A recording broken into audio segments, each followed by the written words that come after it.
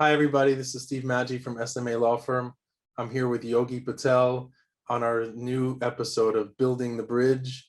And Yogi's from Lloyd Patel LLP in New York, where they practice employment and business law. Thanks for being with us, Yogi. Thanks so much for having me, Steve. So one of the things that we see and something that's talked about often is seasonal workers in the United States, and they have a very important role, obviously, in our economy. For those employers who are interested in hiring H-2Bs, that's one of the categories that's used for these kinds of positions, temporary positions. There's a lot of record keeping involved, right? What's different between the H-2B process when you're an employer here in the U.S. in terms of documents and record keeping versus, let's say, another kind of visa? Yeah, no, thanks, Steve. I mean, I think the way this typically comes up is if you have an employer that may have had a few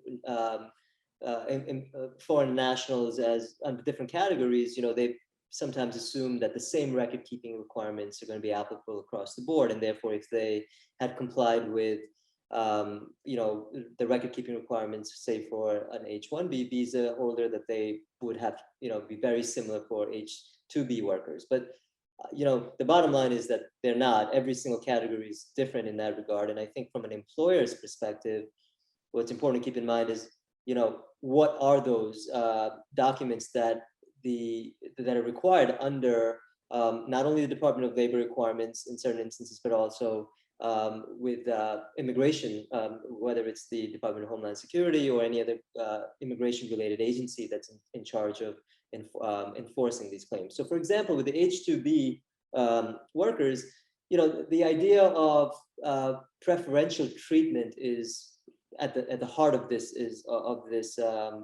this visa. So, meaning they don't want U.S. They don't want employers to basically hire foreign nationals over U.S. workers if those U.S. workers are available to fulfill those positions. And therefore, the process, including how to advertise, where to advertise, what the content of the advertisement must state,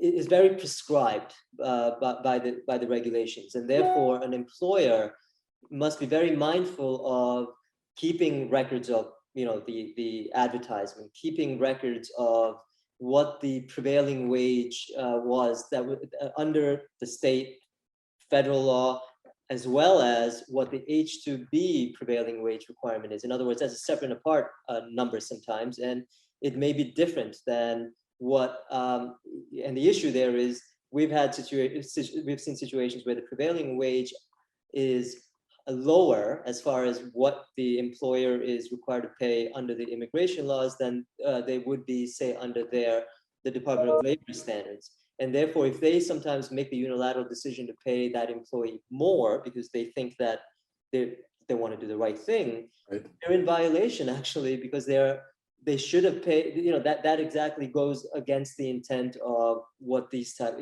showing that preferential treatment and complying with the pay requirements of what the IRS regulations state. It's very similar to the PERM or labor certification process that we help our clients with the Department of Labor, where you're trying to find a candidate to fill a spot, but the whole reason that the process exists is because you already have the candidate that you want to hire. And so it's a lot of song and dance, and people really do need to work with someone like you in order to understand this, especially these employers who become dependent on this kind of labor, because it is very difficult, quite honestly, to find someone who will take temporary agricultural work and then have to look for another job 6 months down the road, right? So it's very convenient and very useful to have foreign workers come in temporarily to work. Absolutely, and they're saying that there aren't enough U.S. citizens or U.S. Permanent residents who are available to take those positions. I mean, there clearly is an issue there about lack of enough of a labor force to satisfy those positions. But to that point, the law also requires, for example, H-2B workers, to the extent that they're going to be provided boarding and lodging and fringe benefits such as transportation to and forth from where they're living to the work site, and then transportation from the United States back to their home country, transportation from their home country to the United States, reimbursement of those expenses. All of that is prescribed thoroughly by the regulations, and to the extent the employer does not document all of that, meaning, you know, how much did you pay that? Did you pay their travel fees? You know, did you pay their visa processing fees? You know, all of those obligations fall on the employer. And we've had unfortunate situations whereby the employer thinks that these are expenses that they can recoup from the employee, even though they're legally obligated to pay for those, and then they withhold those amounts from the paychecks of these employees, thinking that it's a lawful deduction that they're allowed to withhold. Although I think they really know, if they're experienced, they actually know what they're doing. Yeah, it's a very fine line. It's a very fine line, and sometimes this is sort of the issue where you have a new business sometimes that wants to try this out for the first time and has their HR person that usually handles just US workers and is not aware of these types of requirements. Yeah, basically all of this falls to the crack is really what happens. And then they, you know, there was an issue there as to, was it willful, was it not, you know, and where is that line, right? So these, again, the point here I think that needs to be taken away is that every different visa categories are going to have potentially different requirements as far as record keeping goes. You know, it would behoove an employer not to understand specifically what that category requires, and then to ensure that they have the policies and procedures to be able to substantiate that and document those requirements.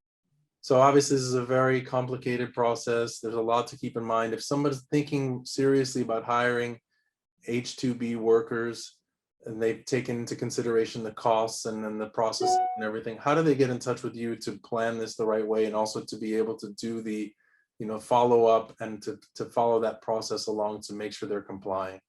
Yeah, thanks, Steve. We work with business owners all the time in making these types of assessments and recommendations as to the policies and procedures that they need to have and implement. Business owners can reach me at info@lloydpatel.com. That's LLOYDPATEL.com. That'd be the easiest way. Thank you so much, Yogi, for joining us. Thank you so much for having me, Steve.